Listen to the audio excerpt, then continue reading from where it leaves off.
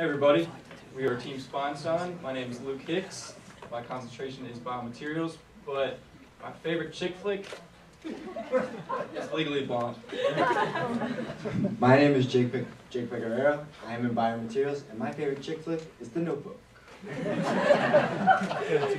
My name is Oliver Manzer. I'm in biomaterials, and my favorite chick flick is Stardust.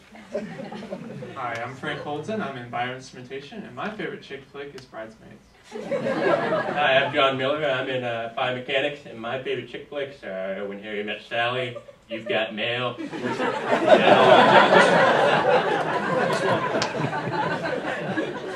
Let's get started. So, this whole year we've been focusing on patients with hydrocephalus. And these patients are either producing too much cerebrospinal fluid or absorbing too much.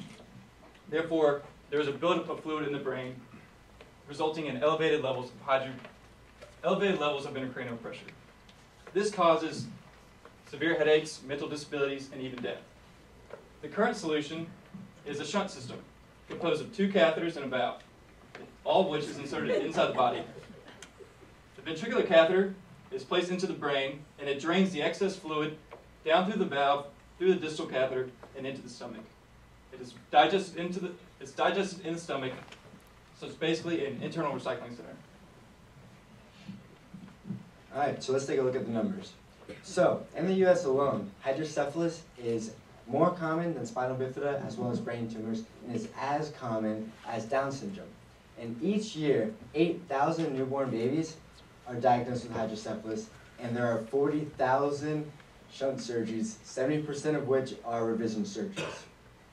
And lastly, there is a $1 billion a year impact on the medical health industry because of hydrocephalus. So like Jake said, most of these surgeries are revision surgeries. Many of these patients are going in just to get their shunt fixed or replaced. So we wanted to find out, why are these shunts failing? It turns out that most of these failures are due to obstructions. In fact, after 2 years, 40% of all shunts are going to fail due to an obstruction. And after 10 years, 70% of all shunts are going to fail. So we wanted to find out why these are failing and how they're being clogged. It ends up they're being clogged in the ventricular tip, where the brain is, this excess fluid is clogging up the holes. So we thought, this is a big problem, but this is also an opportunity for us to improve this design and extend the life of the shunt, saving people's lives and money. So what you're looking at right now is a model of the current industry standard in a cerebral shunt. We wanted to improve on this model. So the first thing we did is we added more holes, and then we covered the entire set of holes with a biodegradable sleeve. And then we opened the same number of holes as from the original industry standard shunt. As these holes get clogged, new holes will open underneath the biodegradable sleeve, maintaining flow rate. Alright, so what we ended up with was a relatively simple manufacturing process. We had the state-of-the-art braiding machine that braided around a core with a diameter comparable to that of the shunt, or the catheter. That produced a very lightweight, flexible polylactic acid sleeve, which just breaks down to become lactic acid in the body. So once we had that, it was a simple process just to slide it right onto the catheter. But because it's braided, it's just like a Chinese finger trap. If you try to pull it off, it contracts.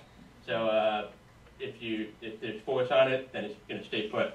And just to make sure, we heat sealed both ends so that during the surgical implantation, it wouldn't get scraped off. Alright, so we have not yet had time to do animal testing or human testing. So instead we did create a mathematical model that simulates the current catheter tip, which, as you can see, over time the obstruction of flow starting at 150 milliliters per hour does decrease considerably. And so our design is, after the 2 months, about 50 days to 60 days, the material does begin to degrade, and once it does start degrading, new holes are revealed, improving the flow rate and extending the lifetime of this shunt.